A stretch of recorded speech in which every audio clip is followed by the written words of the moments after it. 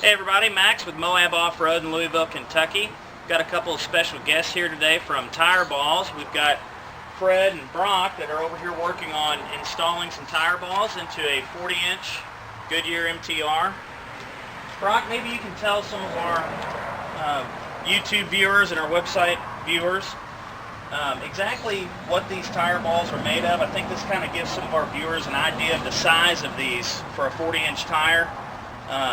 And how they install them on the tire. I mean, what is this material? It's not really rubber. It's a very lightweight polyurethane material that's actually 10 times more puncture resistant than a heavy-duty inner tube.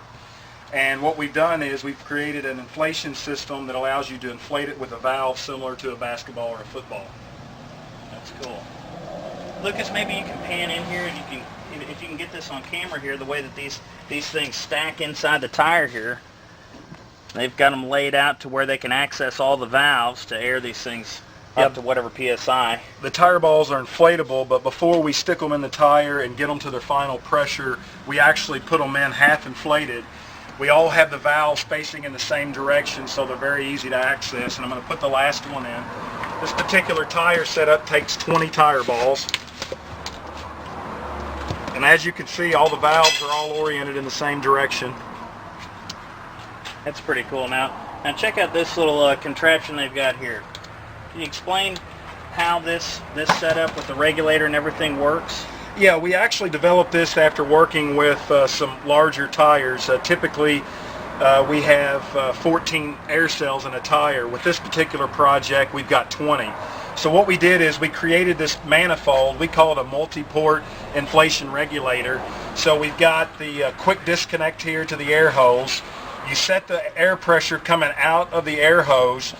They all have toggle switches on and off. If it's towards the hose, it's off. Away from the hose is on. And then this is the final pressure that actually reads the pressure inside the tire balls. Okay, so what you're saying, if I'm understanding this right, and if our viewers are understanding it right, is hook an air hose up here. You can adjust the regulator to whatever PSI you want to run in the tire balls. Exactly. And then this equalizes the pressure per all the balls, depending on what setting you want to run them at. Exactly. That's pretty cool. And you guys have been, big in the ATV market, but you were also telling me earlier that you all have got some government contracts and stuff like that as you're trying to kind of grow out of not out of the ATV market, but more into the off-road. Right. We're getting out of the recreational type markets and getting into more military-based markets and also larger vehicles. So we're actually putting some of the R&D things that we've learned from our Humvee tire ball development into this larger tire project, which is this material is thicker than our typical ATV and motorcycle product, about 50% thicker. That's pretty cool. Now, can you tell some of the viewers whose tire this is and what racing team you're working with on some of this R&D? Yeah, we're very fortunate to have been hooked up with Shannon Campbell, and we're actually doing some R&D work with him. And today we're doing some footprint testing because we want to set the pressures that are equal from a tubeless tire to what the tire balls need to be set up for his rock crawling needs.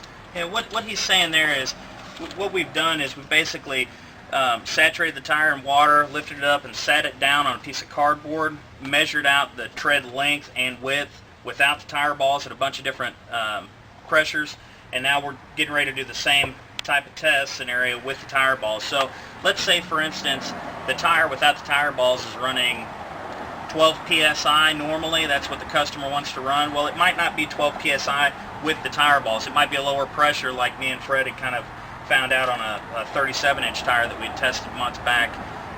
So we might end up running 10 psi in the balls to get the equivalent of what 12 psi would be without the balls. So while they're hooking this up, I just want to say thanks for letting me help you guys be a part of the project. This has been interesting for me to be able to be a part of this and enjoy having you guys out. This stuff's pretty cool. It's cool being part of something that's leading the industry. I don't think anybody else is in your market doing this stuff that I know of. So this is a pretty cool opportunity for us at Moab Offroad. Well, it's certainly been our pleasure, and we appreciate you having us out. So.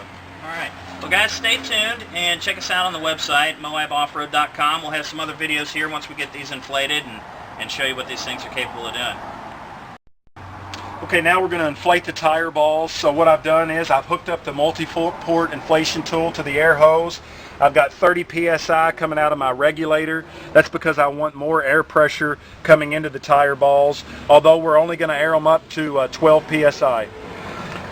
And we've got all the toggle switches flipped away from the hoses so that the multi-port is going to start inflating.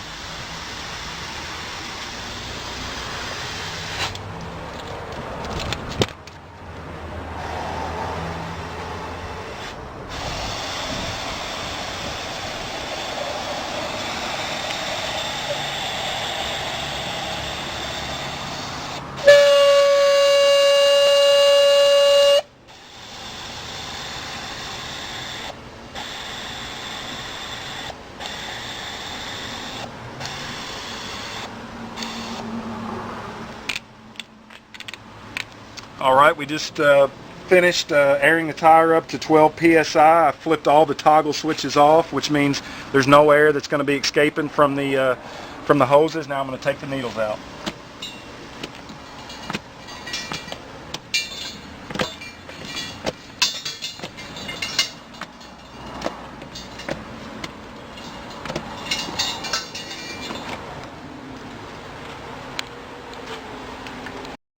Now that we've inflated the tire balls, we've got them inside the tire, we've inflated them, now we're bringing the rim and the tire together. So what we do is we actually use longer pieces of bolts or all thread to help bring these together. And we've evenly spaced these out between the tire. And because the tire and the tire balls are fully inflated, there's about 1 inch and a 3/4 gap that we have to close up. So that's why we use the longer studs and these coupler nuts. We're pinching the tire and the wheel together so that we can start the normal bolts. Once we bring the ring and the rim together, we're going to put the bolts in, tighten the rim down, and then replace the all thread with the normal bolts. Hey everybody, Max with Moab Offroad in Louisville, Kentucky. I've got Brock with tire balls here. We're going to show you guys some testing that we're doing. As Brock, maybe you can tell everybody a little bit about what's going on today. Yeah, we're actually doing some R&D footprint testing for Shannon Campbell on his rock crawler. This is a new product for us. We're actually taking some military knowledge and applying that to the rock crawling machines. And we've got 20 tire balls in the tire at 12 psi. Typically Shannon runs around 15 psi in the tire. And we're going to do a footprint test with some cardboard.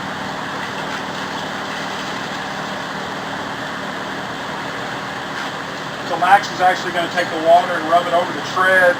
We've got the tire jacked up. We're going to slide the cardboard underneath once it gets the tread wetted down, and then we're going to lower it down on the cardboard and see what kind of footprint we get.